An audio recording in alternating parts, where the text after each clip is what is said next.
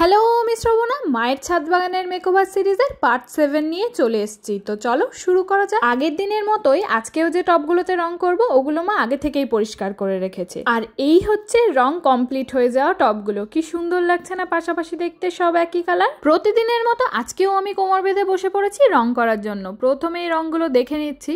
তো আজকে রংটা করতে গিয়ে তো বুঝতে পেরেছিলাম যে আজকে এই রংটা শেষ হয়ে যাবে। তো চলো সময় নষ্ট না করে শুরু করা যাক। তাহলে ইচ্ছে ছিল উপরের লাইনটা অন্য কালার করা, তারপর পরে দেখলাম এই রংটা একটুখানি পড়ে আছে, তাই ভাবলাম বেকার ফেলে না রেখে যে কটা টব হচ্ছে করেই নি। প্রথমে ওইটুকু রং দেখে মনে হয়েছিল খুব বেশি টব রং করা যাবে না, কিন্তু শেষ অবধি দেখলাম অনেক কটাই টব রং করা গেছে। আমি তো আবার মাঝখানে এটা ভেবে ভয় পেয়ে গেছিলাম, দেখা গেল একটা টব হাফ রং করা হয়েছে আর রং শেষ। ভাগ্য ভালো ছিল এরকমটা হয়নি। আর দেখো গল্প করতে করতে সত্যি সত্যি রং শেষ হয়ে গেছে।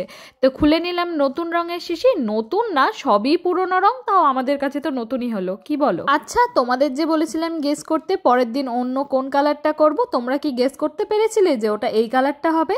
আজকে কি হয়েছিল কি জানি, এই রঙের কৌটোটা খুলতেই পাচ্ছিলাম না। সেই প্রথম দিনই দেখালাম না, কিছু কিছু রঙের কৌটো খোলা যাচ্ছিল না, তার মধ্যে এটাও একটা ছিল। আর দেখবে যে জিনিসটা তুমি করতে চেয়েও করতে পারছো না, সেই জিনিসটার প্রতি একটু বেশি জেদ তৈরি হয়। তো সেই কারণেই আমি তো ভেবেই নিয়েছিলাম আজকে এই কৌটোটাকে খুলেই ছাড়বো, কারণ দেখবো ভেতরে কি রং আছে। তো খুলে তো দেখলাম এই কালার। তো প্রথমে ভাবছিলাম কি জানি টবগুলোতে করব, দেখতে ভালো লাগবে কিনা।